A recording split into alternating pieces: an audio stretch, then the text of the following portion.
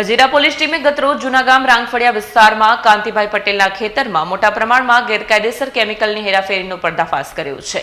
હજીરા પોલીસે એક મોટી કાર્યવાહી કરીને કેમિકલ સ્કેન્ડલનો ભાંડો ફોડ્યો છે। પોલીસે જૂનાગામ રાંગફળિયાના ખેતરમાં ચાલી રહેલા ગેરકાયદેસર કેમિકલ વ્યવસાય પર છાપો મારી 7.63 લાખ રૂપિયાનું કેમિકલ જપ્ત કર્યું છે તેમજ એક શંકાસ્પદની ધરપકડ કરી છે। પ્રાપ્ત માહિતી અનુસાર હજીરા પોલીસને લાંબા સમયથી ગેરકાયદેસર રીતે કેમિકલ સંગ્રહ અને વેચાણ થવાની બાતમી મળી હતી। આ બાતમીના આધારે પોલીસે ટીમ બનાવી જૂનાગામ રાંગફળિયાના એક ખેતરમાં દરોડો પાડ્યો હતો। દરોડા દરમિયાન ખેતરમાં છુપાવી રાખેલું મોટા પ્રમાણમાં કેમિકલ મળી આવ્યું હતું, જેની બજાર કિંમત અંદાજે 7.63 લાખ રૂપિયા થાય છે।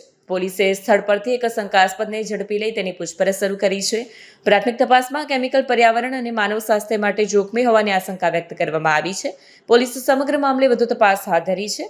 હજીરા પોલીસની આ કાર્યવાહીથી ગેરકાયદેસર કેમિકલ વ્યવસાય સાથે જોડાયેલા તત્વોમાં ફફડાટ ફેલાયો છે। પોલીસે સ્પષ્ટ જણાવ્યું છે કે આવા ગેરકાયદેસર કાર્યો સામે કડક કાર્યવાહી ચાલુ રહેશે।